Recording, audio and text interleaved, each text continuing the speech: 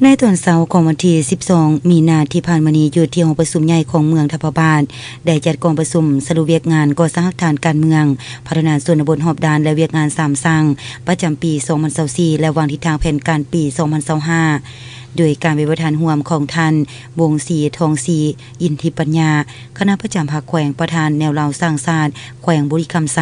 และท่านสมสดแสงอภรณ์กรรมการพรรคแขวงเลขาคณะบริหารงานพรรคเมืองเจ้าเมืองทัพบาลมีบรรดาคณะประจำพรรคเมืองกรรมการพรรคเมืองคณะกองเลขาหักฐานของแขวงหัวหน้ากองบัญชาการป้องกันศาสตร์ป้องกันความสงบหัวหน้าองค์การออมข้างตำรวจฮอดเลขาพรรคบ้านในทั่วเมืองเข้าร่วมกองประชุมได้รับฟังหางบทสรุปเวียกงานหักฐานการเมืองประจำปี2024และทิศทางแผนการปี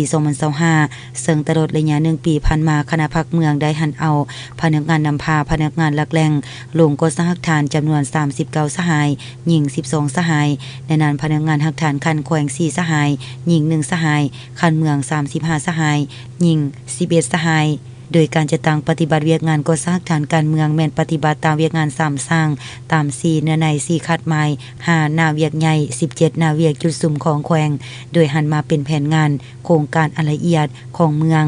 พร้อมกันนั้นยังได้นำเอาแนวทางนโยบายของภาคระเบียบกฎหมายของรัฐและบรรดานิติกรรมต่างๆของศูนย์กลางแขวงเมืองลงมาจะตั้งเผยแพร่เสื่อมซึมให้แก่สมาชิกพรรคพนักงานกำลังประกอบอาวุธองค์การปกครองคันบานตำรวจฮอดประชาชนระดับเผ่าภายในเมืองให้ทั่วถึงเห็นให้เขาเจ้ามีความรับรู้และเข้าใจหลายขึ้น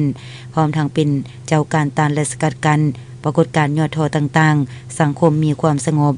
มีความตื่นตัวสูงประกอบส่วนภารกิจปกปักรักษาและสร้างสาพัฒนาประเทศชาติอย่างต่างหน้า